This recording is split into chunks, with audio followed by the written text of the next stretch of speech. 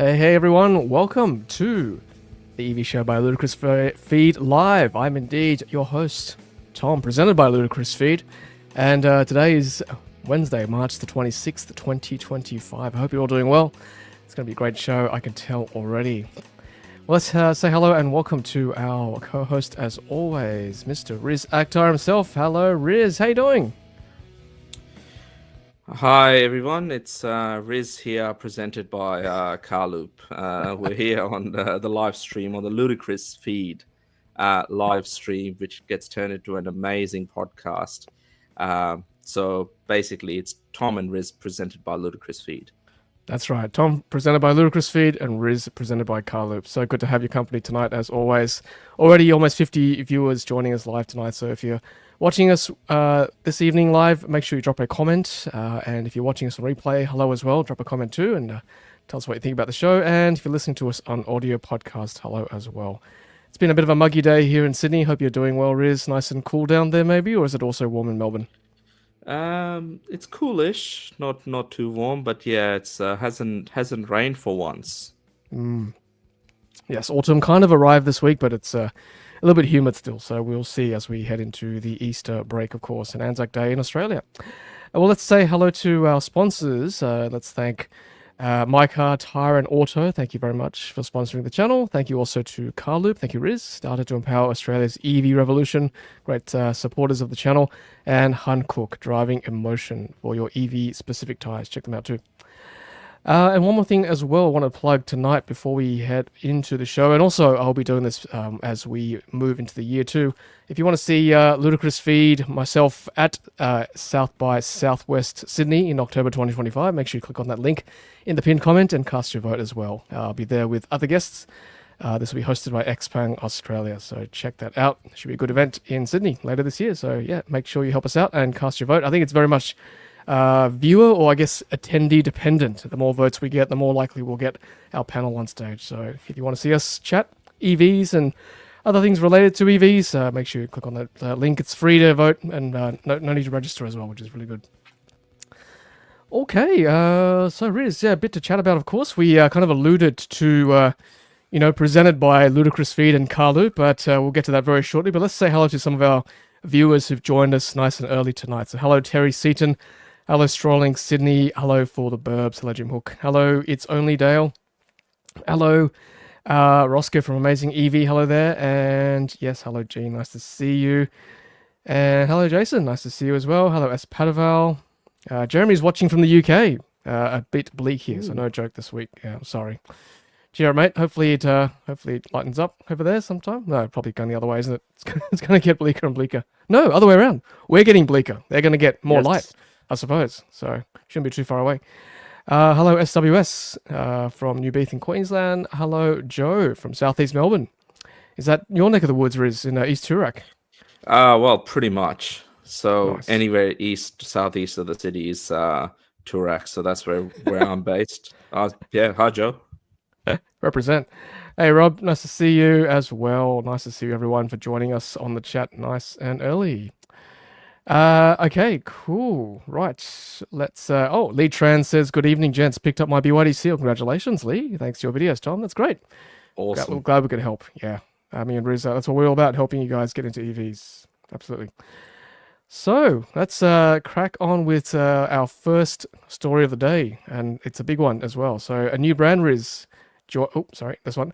A new brand joining Australia very shortly, and this is, of course, IM presented by MG Motor. I think this is not a bad move, because if they were just call themselves IM, we wouldn't know what the heck IM is, right? Even though you and I, Riz, we know we've been to China a couple of times, but IM presented by MG Motors, I think that might be a good move.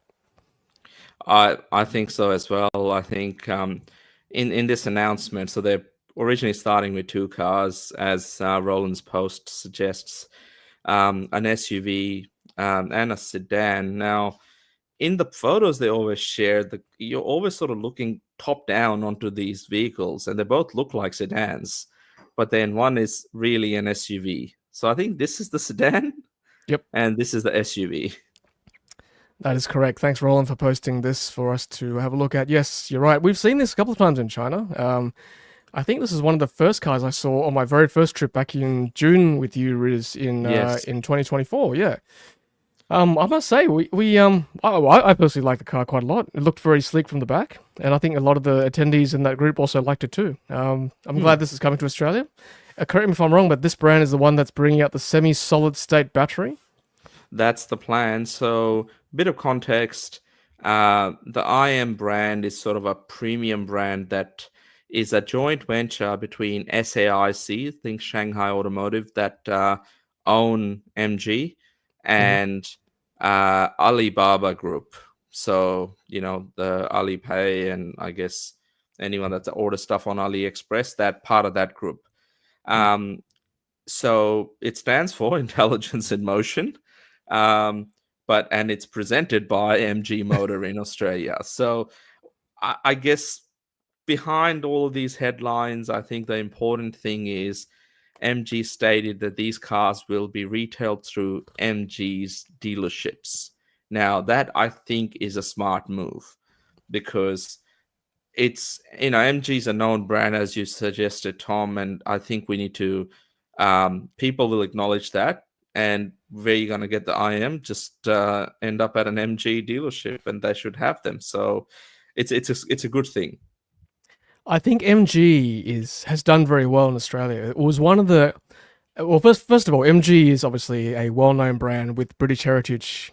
Before SAIC took over, so already that's it's got the jump on a lot of the other Chinese brands. Those in the know like us, we know that MG is no longer the original brand that it was, but that's okay because it's still got the brand awareness. And because of that, MG is quite well known. They sponsor the South Sydney Rabbitohs as well. That's another, very good move by them. BYD's copy. They've learned from MG. They're sponsoring the Sydney Roosters as well. Sports sponsorship is the way to go, I think, in Australia. Smart move. So MG is well known. So IM is kind of what would you say? It's like the Lexus for Toyota. It's the Genesis for Hyundai. Yep.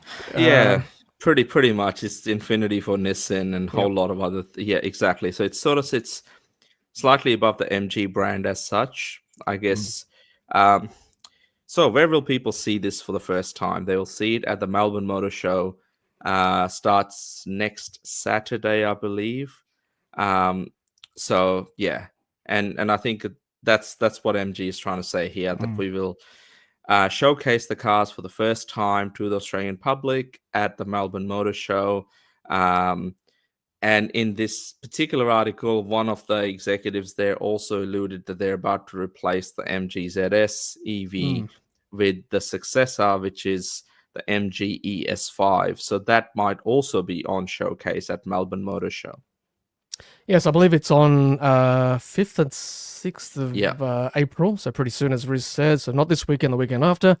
I'm going to try and get down there if I can to see the IM, even though I've seen it, but I'd love to see it in Australia, on Australian soil, would be great. And obviously, Riz and I will try and do a real world test drive as well. It would be great to see what this drives like. Hmm. And I personally don't mind the look, Riz. I think it looks quite sleek. Like the sedan, is quite a nice shape, as sedans go. It's got that kind of a fastback-ish kind of look there at the back, and hopefully a hatch opening too. Yeah, exactly. And I think it's different. Like, we don't have a lot of sedans that, well, we've got the Seal, we've got the Tesla Model 3, Mm. but where I think pricing wise this will land around, I'd say mid 60s. Um, hopefully a bit cheaper, hopefully starting with a 5, but I don't think we're going to have that. Um, I feel that there is a place for this. It just depends on what the target IM has set for sales in Australia with these two models. Yeah, I'm gonna try and pull up a interior image for you guys. So there you go. That's what it kind of looks like on the inside. We had a bit of a sneak peek in June last year inside the vehicles when we saw one charging at one of the Zika power stations in Ningbo on a track there. Yeah, it looks pretty sleek, Riz. It's definitely in that sort of premium luxury segment. Is it too hard to? I just noticed. Hang on, this is weird. Oh, sorry, I thought that was the seat. That's just the armrest. I thought that was the part of the seat. But you said $60,000 for this. So is this too? Is that too much of a stretch? Given it's obviously it's a relatively unknown brand, right? Like how well has Genesis, for example, done as a brand in Australia for Hyundai? Well, that's the key thing here, right? Because the pricing I'm sort of alluding to comes from them launching in Thailand a week or two ago. And over there, I think the SUV was around mid 60,000s if converted to Australian dollars. Personally, I feel that it's I, I guess they have to take a bit of a leaf out of BYD's book Mm. with the Sea Lion 7 pricing. If they want this to be, a bit more than just selling a few units a year. Australia is still a price sensitive market, as nice as these cars look and probably feel. It will take a bit of time for people to, get familiar with the brand, test drive them, and all the rest of it. So pricing is important. But I guess, as you suggested, it's cheaper than the Genesis brand, of course. Mm. Lexus started a long time ago, and they've built that over 30 plus years in Australia. All these brands are coming in at the same time, so there's a lot of work that needs to happen. Yeah, that's correct. And some of our viewers make very good points as well. So Gene says it'll need to be better UI and software compared to MG4, and I 100% agree with you. The UI and software, the MG4 is very much lacking. Like, it's a great car, don't get me wrong, great price, but yeah, you kind of sitting there and realize, yeah, I could do with a better experience for sure. I mean, I'm getting the Cyberster very shortly, Riz, to test on Sydney Road, so I can't wait for that. It's only a two-seater, so sorry kids, just Joy and I going for a nice drive on a Sunday. But yeah, hopefully that software is a markup compared to the MG4. I haven't driven the Cyberster yet, but it looks pretty promising, Riz. And these press shots here, like, like very nice big screen in the front here, and then another sort of center screen there. Almost, dare I say it, very, very Porsche-like. It looks quite schmick on the Yeah, inside. that's right. Porsche also has that option to have that sort of center screen there. Mm. Yeah, very cool. I think the software should be better. The other part about this is these cars are not only coming to Australia, they're going to Europe and other parts. I think in that article as well, the headshot that they provided that I used appears to be in the UK. In London, you see the Mm. London bus and a whole lot of other things going on. So they, I guess, going back to their British heritage or whatever they say, and interesting times. So all in all, I think it's a good move that we have another brand, I guess. How well it sells, time will tell. Another bit of MG news this week is there's an updated version of the MG4 Mm. that is sort of being teased by MG in China. I did a quick story on that, just sort of touching on a couple of things. So, talking about the software, I think it will improve, and I'm really hoping we see that first in the ES5, the successor to the MG ZS, very soon. Okay, so let's have a look at this. So this is this the new MG4? Looks like Yeah, a possible new design. Okay.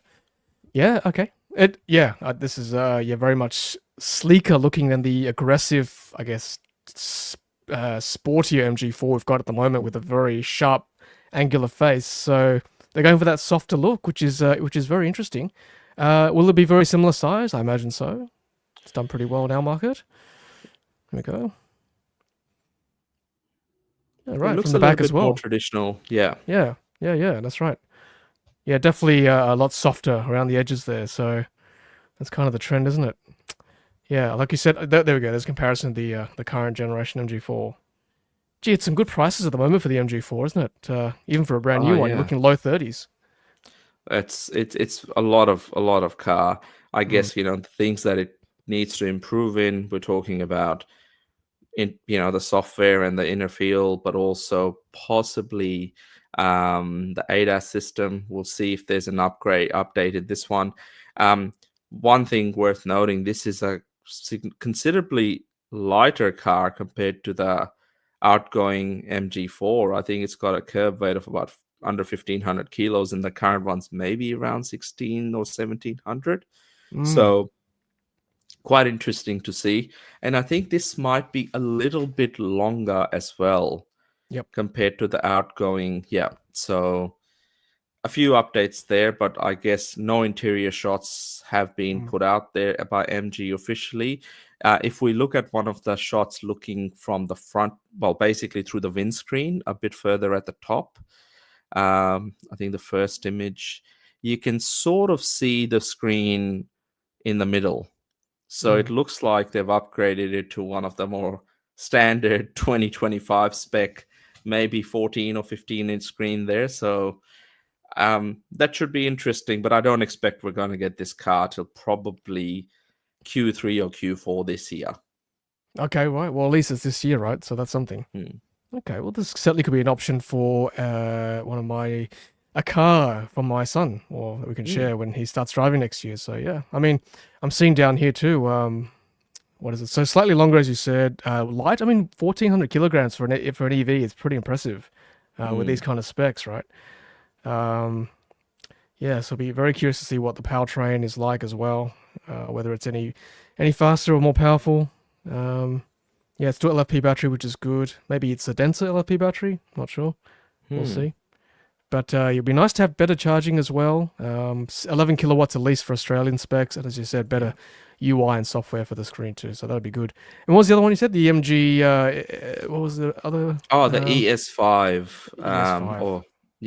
Or I think in China they might call it the S5. So that's also coming, which is hopefully not too far, and we will get an unveil at some stage. Yeah, you would think, right, that the ZSEV has to go, so this will be a nice replacement. Maybe in time for next year's EE, or even this year's Melbourne EE. Who knows? If makes it in time. Yep. Cool. All right. Thanks, Riz. That's great. Lots of news from MG, which is really good to see. And just quickly, just rounding up the IM kind of news. As you said, launching in Thailand last month. Well, actually, no, March 24th. So what, 2 days ago? Has it already launched? It has, right? I think, yeah. So let's have a look at some of the specs, just as a preview of what we can expect here in Australia. So, what have we got here? So pretty good, platform, NVIDIA, the old Qualcomm Snapdragon. So that's a bit of a buzzword at the moment for computing chips. It's got hopefully better ADAS systems too. Sort of cruise control autonomous systems. It's always good to test on our roads. 3.48 seconds. Wow, that's pretty quick. 0 to 100. That's pretty quick, given they've only got, I think, 1 dark horsepower. Because there's 1 horse there. I see. Oh, yeah, right. I missed that horse. Kind of random horse.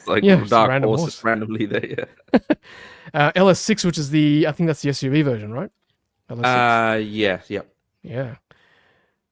Moose test speed. What's this about? Interesting. So when they do the little moose test around the cones. Right. Slalom. I think it's sort of like slalom. Maybe our audience knows a little bit more of what the correct terminology is. Find out. So rear drive, all drive. Yep, pretty powerful motors there. And I don't know whether we'll get the semi-solid state battery, or is that just kind of the top spec in China?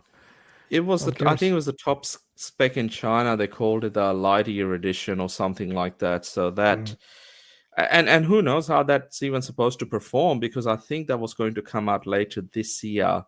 And as we've learned, Tom, in the last 12 months visiting China multiple times, that a lot of the car makers there, the EV brands, they like to test these new things in China before, let's just say, letting them loose around the rest of the world. So we may never see it.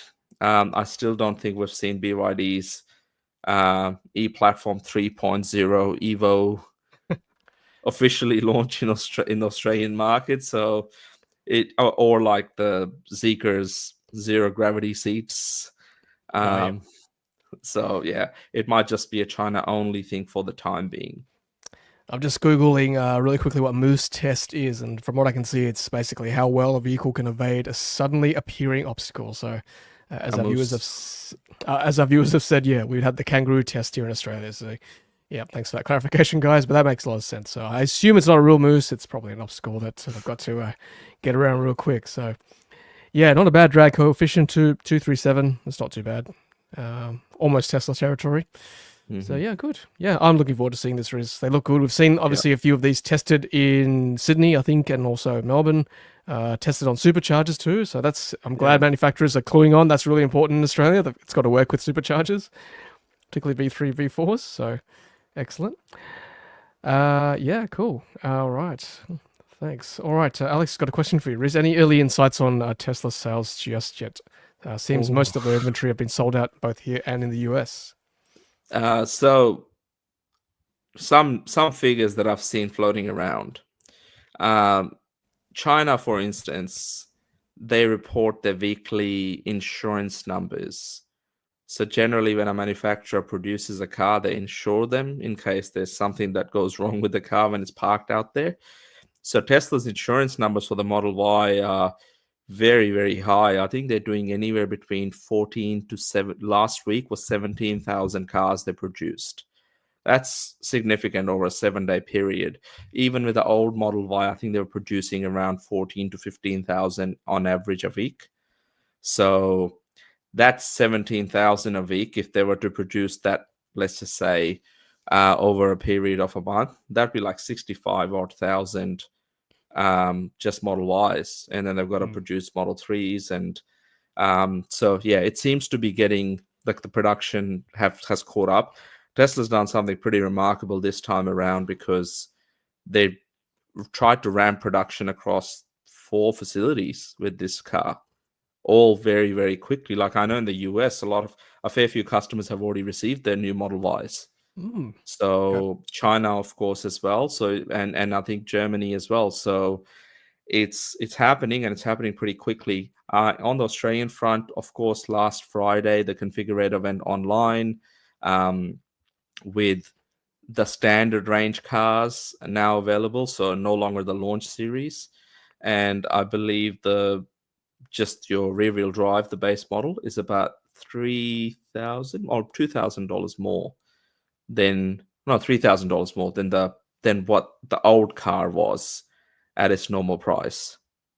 Yeah, so let's segue into that. So as Roland has posted on his X account. So yes, the non-launch edition pricing is here. On the whole, and I did a video on this with Joy, so check that out as well on the channel. But yeah, on the whole, the non-launch edition cars are now $4,500 less than the original series pricing of the launch. Yeah, I think the long-range all-wheel drive launch pricing was actually pretty good in retrospect, as we speculated on. But the rear-wheel drive pricing is actually very good for the non-launch edition. So yes, as Riz said there, it's now available on the configurator, and it's a $10,000 difference between rear-wheel drive and the long-range all-wheel drive as well. And as expected, the performance one is not out yet, but I expect later in 2025, Tesla will surprise us with the launch with a performance edition, I'm sure.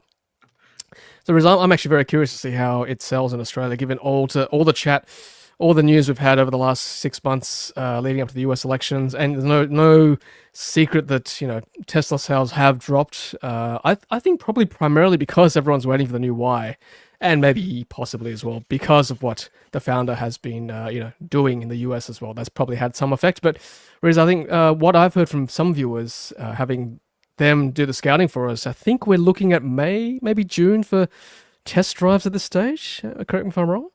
Yeah, that's what it's sounding like. So we're sort of approaching the end of March now.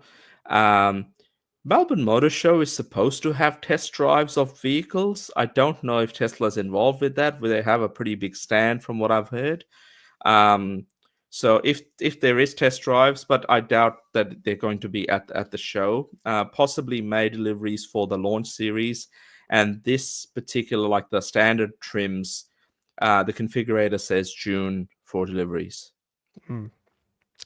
That's right. So so Tesla, obviously, the Model Y pricing, if you look at all the different Chinese SUVs, that electric SUV pricing, Tesla's still higher. That's obviously a clear signal to the market that, yes, they believe they're still better than the other Chinese brands, and obviously that's very subjective. But yeah, I'd be very curious to see whether the Tesla deliveries in May, June will boost EV numbers once again for Australia. So all eyes will be on your car loop data.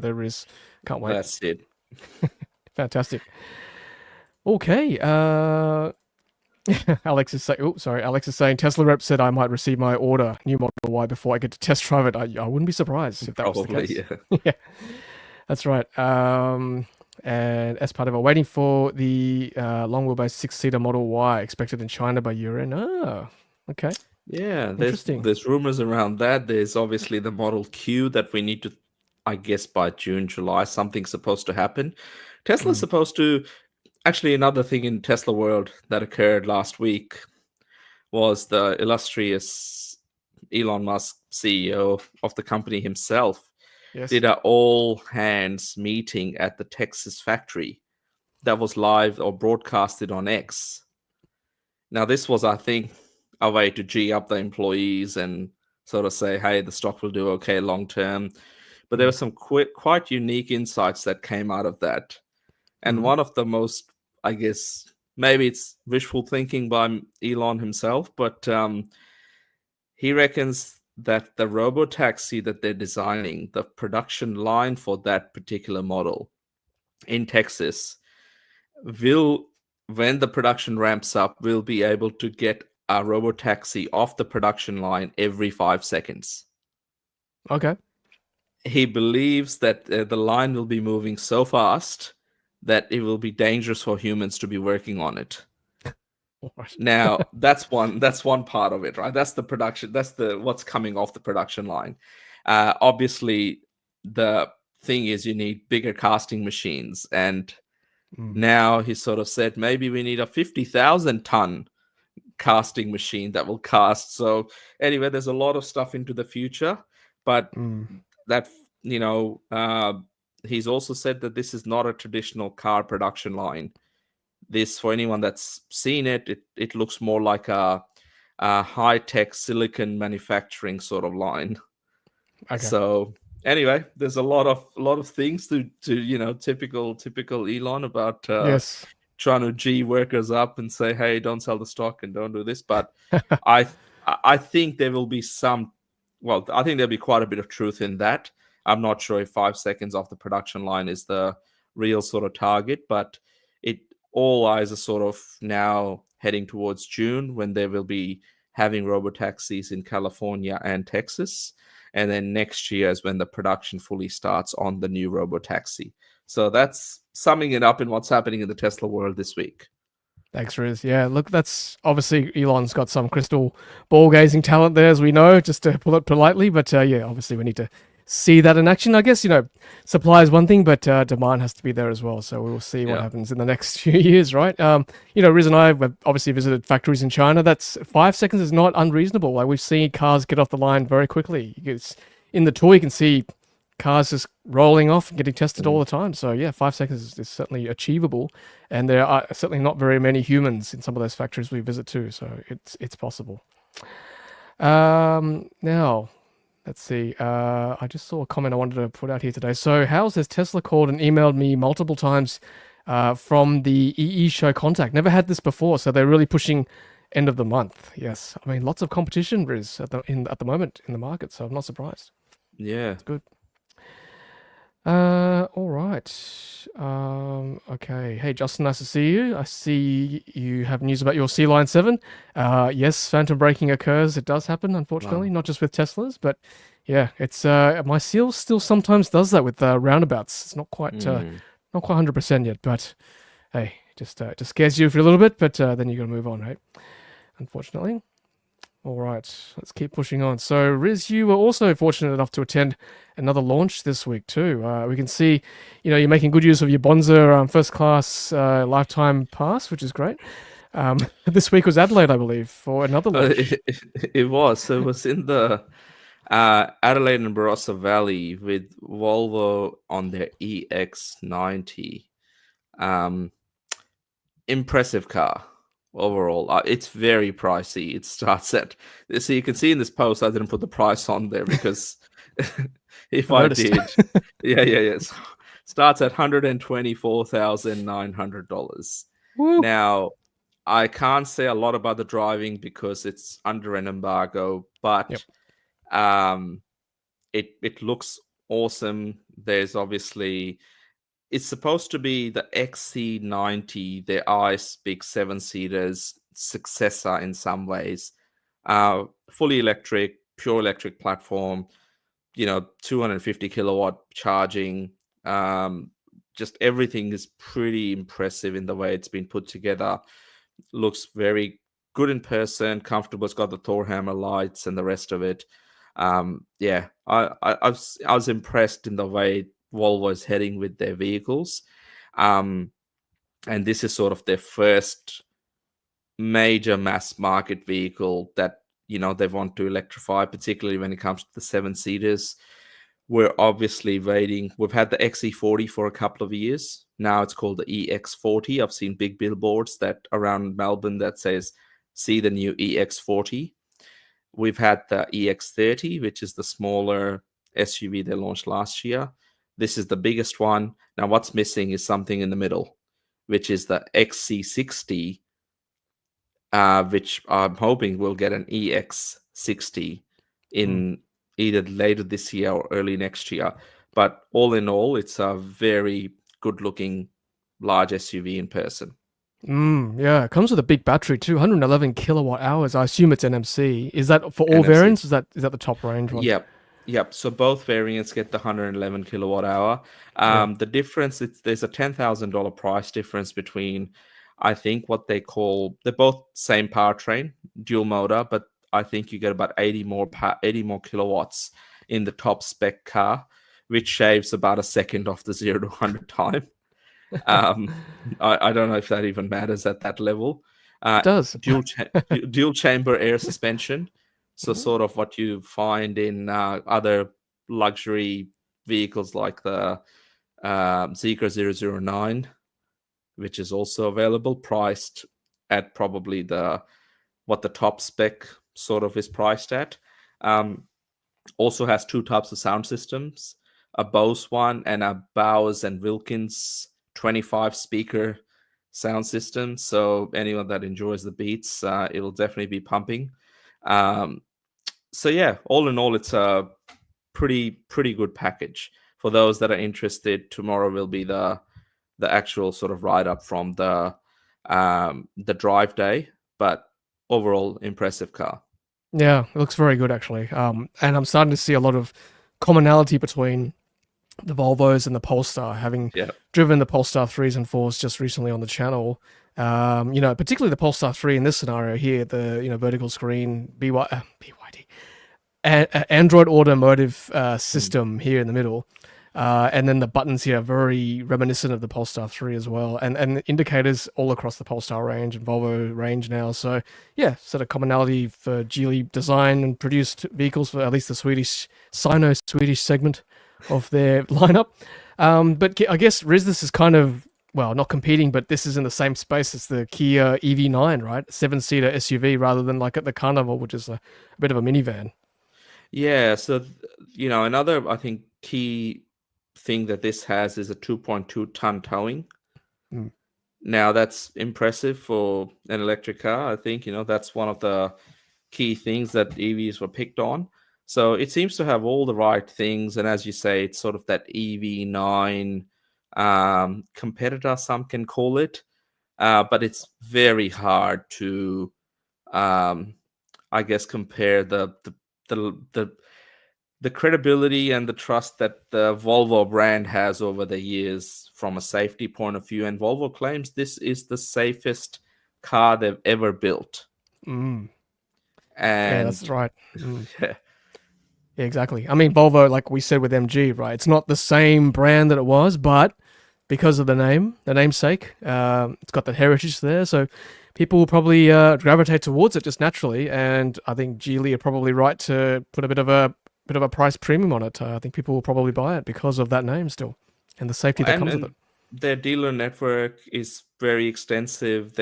I also like the fact that I guess like the Polestar 4, the charge port is obviously on the passenger side for Australia, which is sort of where the Tesla ones are. So the Superchargers, it might be easier to reverse this in and sort of charge up. But all in all, I think it's they've done a good job in designing it. It sort of sets the tone for what's to come from the brand, and it has just such strong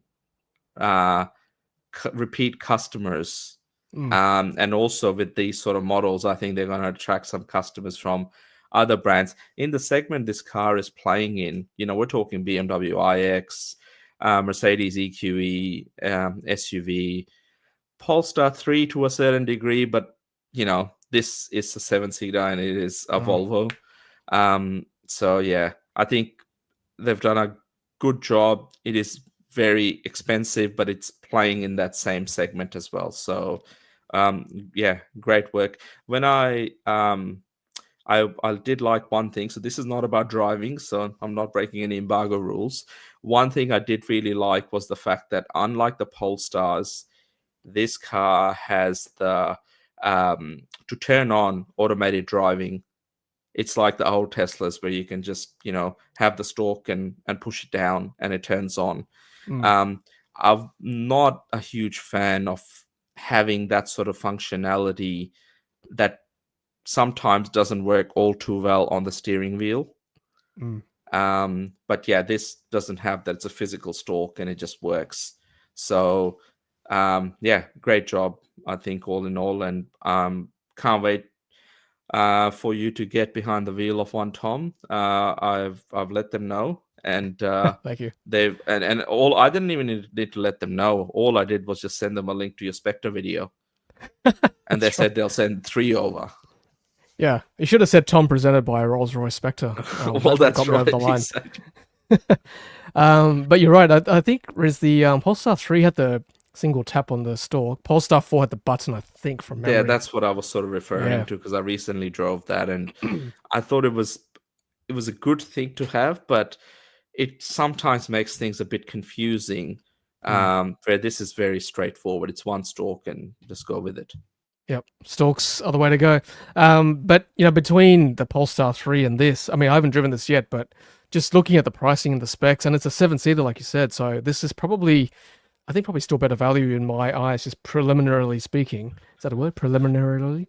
But if at this price here, 124, 134, like, what's 10 grand between friends if you're gonna, really indulge and spoil your family? If you've got a big family, right? 10 grand for, like, as you said, Bowers and Wilkins and all the trims that come with the top spec, and they're both dual motor, right? So Yeah, 80 extra kilowatts for those that want it. I also think that just the resale value, not that it matters in the luxury segments, but the resale value on a Volvo is a very different proposition than I guess some of the newer brands. So all in all, it has some really interesting colors as well. Like there was like some people prefer the beige.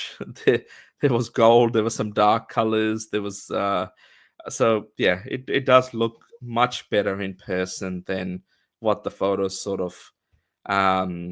Yeah, I really think it's a nice looking car. yeah, that's right. It's going to be interesting differentiating between Volvo and Polestar in coming years, given they're obviously very closely related. But I think pricing will probably be the key, I imagine, and maybe some of the styling too. But obviously, both under the hood, it's all Geely platform anyway. Yeah. And all very, very safe, obviously, from a safety point of view too. I don't know, personally, Volvo, growing up as a child of the 80s and the 90s, has still got that, what's the right word? Not stigma, but that association with being a very boxy, safe car, right? The Volvo driver was almost like a slur back then. I know Volvo is probably obviously a very different car now. They're very edgy. They've got EVs now. That's what they're concentrating on, but still can't quite shake off that association. But this is built. I mean, so this is designed as much as we know that it's Geely, the architecture and everything underneath it.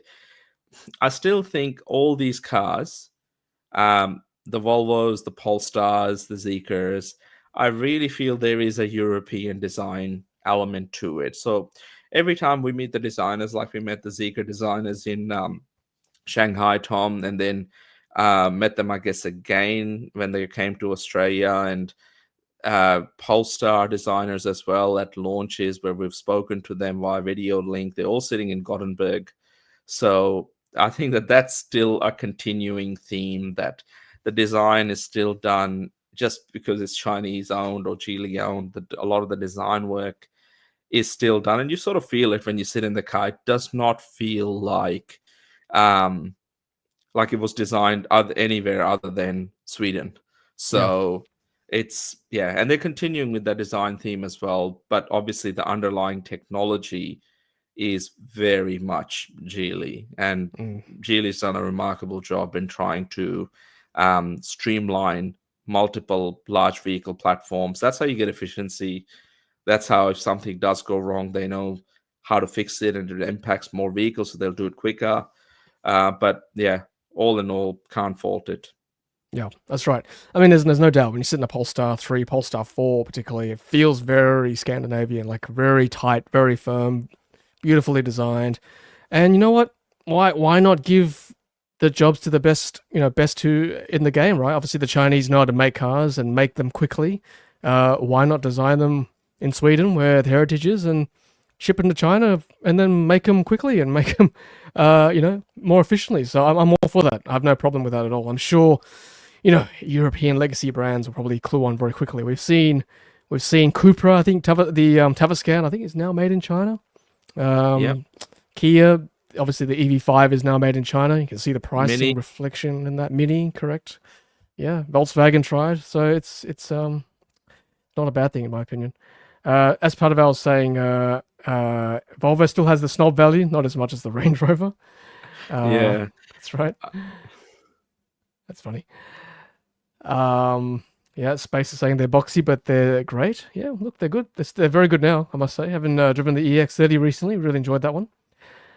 Yeah, cool. Right, thank you, Riz. That's great. Thanks for that coverage. Can't wait to see your impressions when that embargo lifts. All that embargoes, aren't we? When we have to play with these OEMs, let's give everyone a fair shot at getting their articles out. Halfway through, or just over halfway through, and let's thank our sponsors quickly. Thank you, mycar, Tyre Auto. Thank you to Carloop as well, data to empower Australia's EV revolution, and also thank you to Hankook Driving Emotion. And just real quick, if everyone could just click on that voting link there for South by Southwest in Sydney in October this year. If you want to see Ludicrous Feed, i.e. myself, on stage with some other speakers. Just the more people vote, the more we have a chance of being on stage and talking EVs, of course. So click on the link in the pinned comment. Thanks very much. All right, let's keep pushing on, everyone. So let's push on with some more news here. So we've got some shots here of the new Goulburn Tesla Supercharger, which I assume will be very close to being commissioned. This will be the biggest or the most number of stalled superchargers in Australia when it finally opens. And Goulburn is a great location. It's about 2.5 hours out of Sydney towards Canberra, towards Melbourne. So great stop. And let's have a look at this photo here. So what can we expect? It's going to be, I think, near the big Merino. So a good location. And it's going to have, look at that. That's looks like a compressor there. air pump for tires. Yeah, it's great. And look, rubbish bins. Yay. In the KFC colors. Yeah. But no, it's not near the KFC. It's somewhere else. But yeah, 20 stalls, Riz. And looking at this V4 New South Wales funded, so hopefully open to all EVs as well. Yeah, and I also believe there is potable water there as well, somewhere. I was talking to a few of the people at Everything Electric from Tesla, and they mentioned that that's one of the things they're trialing with this site. Rubbish bins, as we've seen, also the air pumps, and yeah, I think it's going to be a good site, and we just need that. We need a good, reliable site on that route, and I think this will be one of the biggest, and possibly it will be the biggest in the country. But it will also, just so good to see such a big site with so many different types of EVs being able to charge there. Hopefully, they activate the credit card readers soon as well, which I think we've seen them being tested maybe at Campbelltown. So yeah, this is awesome. Yeah, absolutely. I'm hoping this will get commissioned by Easter because I'll be doing a road trip in the Sea Line 7. Can't wait for that. So yeah, I want to definitely test these out and test the tap and charge as well. That'd be great. Just makes it a lot easier to activate for non-Teslas too. So fingers crossed. Yeah, we're 4 weeks away, I think, from that trip, or 3 weeks away. So we'll see. Yeah, great to see Tesla listening to feedback. Hopefully they listen to us as we bang on about this, right? We need amenities at these chargers: food, beverage, toilets, bins, compressors, squeegees, treated like first-class citizens. So good to see this happening, which is really good. Thank you, Roscoe. Yes, credit card reader is active at Alexandra in Sydney.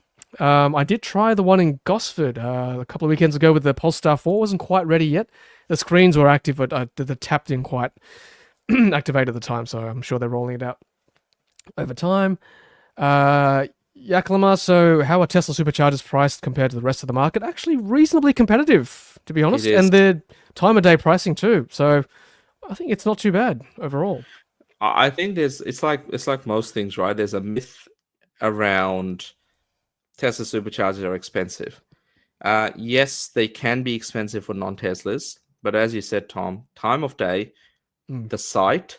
I was paying 65 cents when I was on a road trip about maybe 12 months ago in Queensland.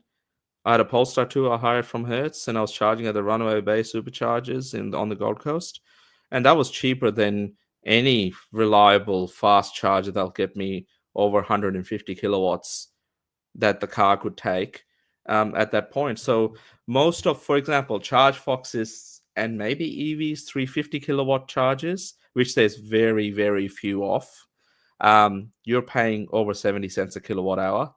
And then I think for EV, if it is, I'm trying to think, over 100 and over 50 kilowatts. So that's all their PKM 150 charges.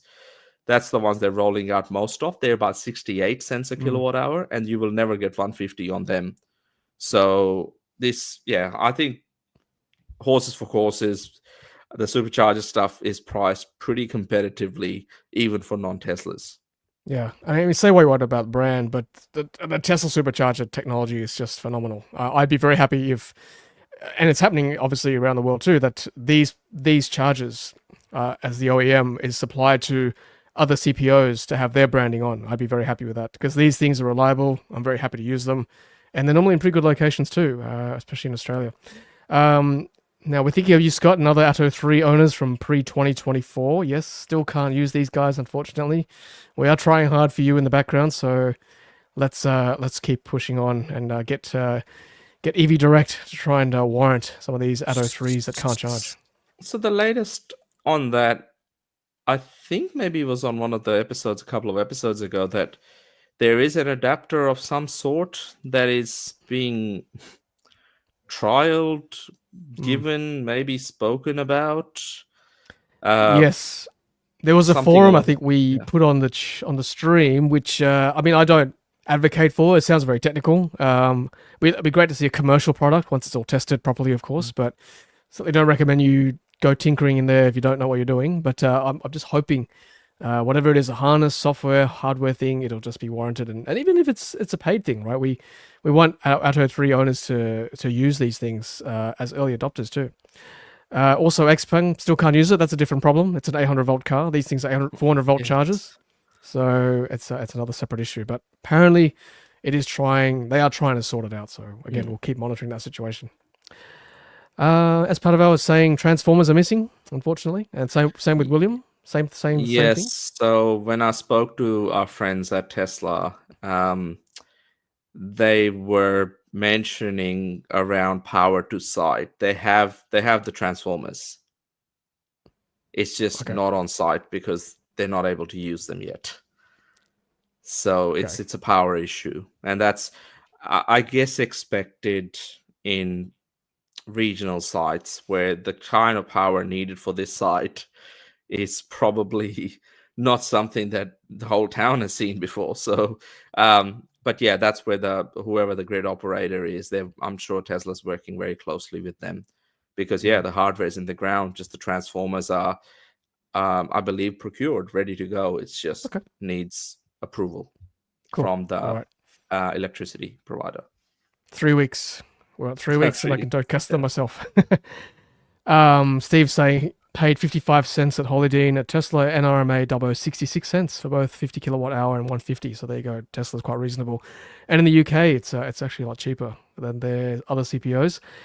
Seeing some chatter about the screens on the Tesla ones. There's a premium attached to it. Honestly, Oh. I mean, look, if you want to save a few cents, yeah, by all means go through the app. But I guess it's good. It's a good option to have, right? If you really just want to tap and go, then I think that's a good thing that Tesla's providing that service. Mm. If the charging session costs a bit more, but saves you having to download and get through the app, and if there's no internet connection as well, another reason to have those screens. So I think it's a good fail safe to have. All right. Now there was talk. Thanks, Gaffer, saying there's a third party rolling out its own branded Tesla Superchargers in the UK. Yes, I Yeah. might get to that very shortly. Here it is. So this is the Tesla account uh, reposting this on X, using their own OEM product. This is like I think EV, which I also used in the UK. There you go, EV on the move, branded Tesla Superchargers. I'm all for this, Riz. I think this is great. Yeah. This is part of that same fuel chain, the EG Group, that I think has a couple of sites in Australia as well under Woolworths branding or something. Yeah, this is fantastic. We've sort of been following that on the live stream of them rolling out these after they announced the deal.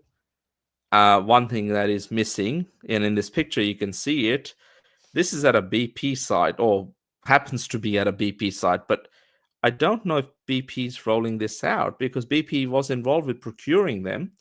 But I think this is EG Group, which was also another company that was going to roll them out in the UK. So I believe BP still hasn't got any BP branded Tesla V4 superchargers, but this is from the EG Group who have been rolling them out consistently across the UK.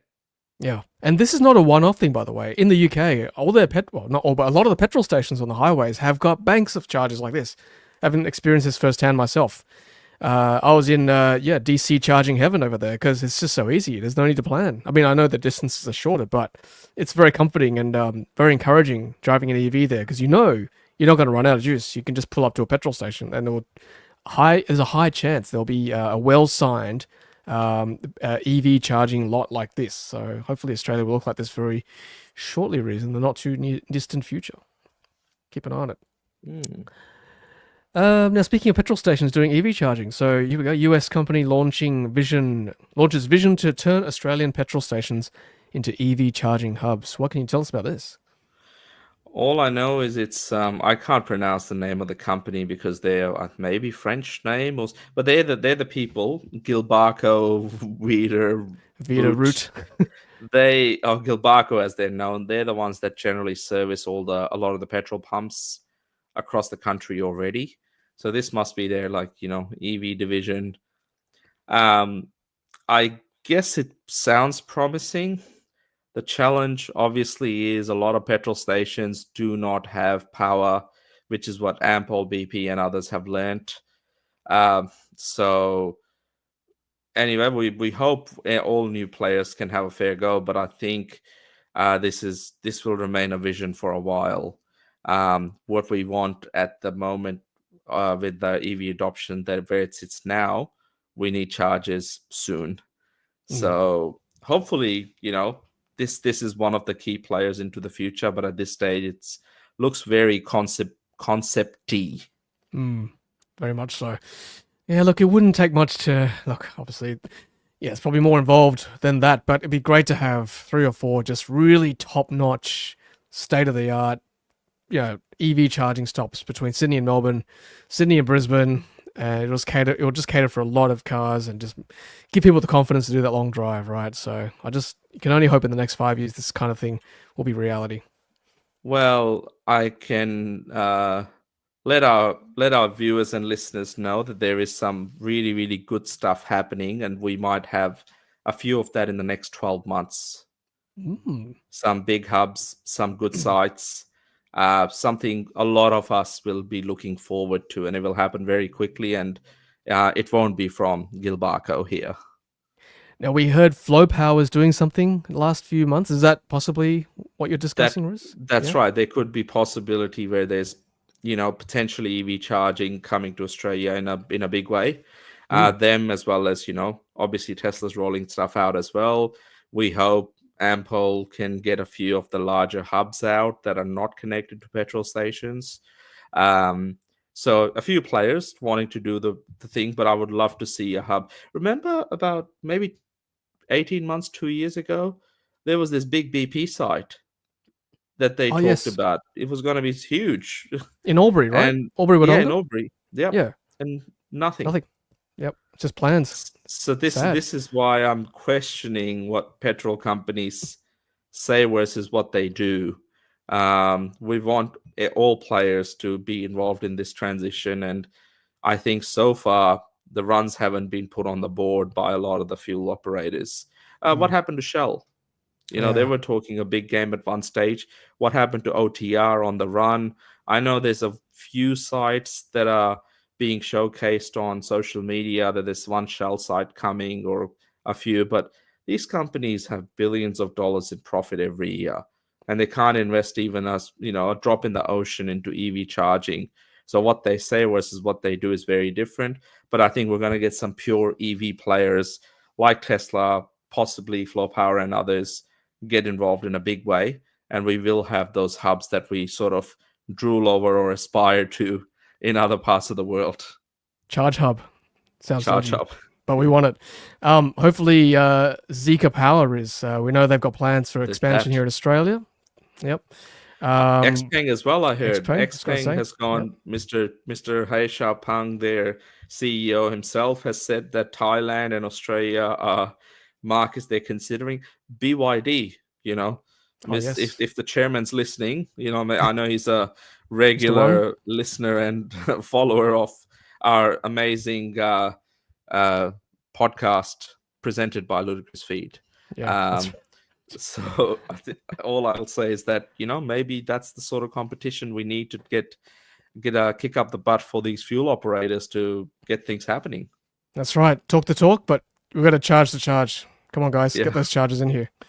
That's the only way EV adoption will take off. I think people want that security. Yeah. So anyway, enough said. Thanks, Riz. That's great commentary, and thank you everyone for joining in too. Much appreciated. Yes, I agree. We need to have more chargers for sure in this country. That's the way to go. Yes, Gamers just giving some commentary about charging in Ireland. I can believe that. 75 euro cents per kilowatt hour for fast charging. I think the UK was 75 pence, which is more than euro. So it's more expensive there. But they've got the facilities, of course. We are still very much lacking in some points, in some parts. So, yep. Power grid compliance is an issue, of course. As we know, Tesla takes years for these stations to come up. It does take a lot of planning. So hopefully that's all happening in the background, Riz. We don't know, but hopefully that's all happening.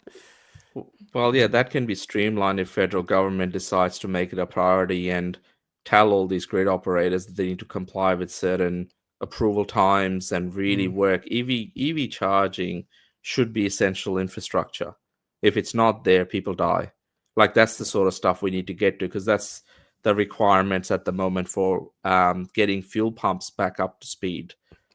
So that's why we don't see them down very often. Yeah, correct. That's right. The inclination is there. There's a reason for that. All right, we're almost at the end of the show, guys. Thanks so much for staying around. 200 plus viewers almost at 9. Well, it is 9 o'clock now. Just really quickly, just go through the last few stories here. So, London in the UK, 570 flat and flush sidewalk EV chargers. This is great. Look at this. So these things can pop out of the ground and charge your car. So good. It's very futuristic, and hopefully we'll see these, particularly in the west of Sydney and Melbourne. It'll be very, very handy. Well, it's sort of like Transformers. Rather than being robots in disguise, it's chargers in disguise. Yeah, that's right. It looks like a manhole almost, right? Some sort of street installation, but it pops up automatically, and probably less prone to vandalism too once they pop back down. So it's good, great design. 22 kilowatts too, so even better. If this is a shared public resource, you want these to be fast so that they can be used by someone else. Very good. Hopefully that will become reality too in our country. Just real quick back on Tesla. So Tesla Megapack coming to Australia, which is good to see. Are these going to be used as battery storage solutions, Riz? What's this about? I'd say so. I'd say that's, we've got quite a few Megapack projects happening at the same time around Australia, and Megapack is sort of one of the top products that a lot of the big grid storage companies use. So it's good to see. So this Shanghai factory was, I think built in under 12 months, announced a while ago, but built very, very quickly, China speed. And first Megapacks are already being transported and heading over to Australia, which is awesome. Yeah, that's right. China time is the real deal, very fast, as we're seeing cars that just, the new version comes out very quickly, even before the current version in this country gets delivered. Like, for example, the Xpeng G6 is like, next one's already out. What's going on? can't talk about that yet, Tom. It's weird, right? And then, yeah, just real quick, BYD launching the Qin L EV, starting at 26,300. That's crazy prices for a sedan. That's it. And I've just that's announced 2 days ago, and last night they announced Sea Lion 05 EV, which is around maybe $26,000 again. Incredible. Like, has a front, rear wheel drive, all of those other features.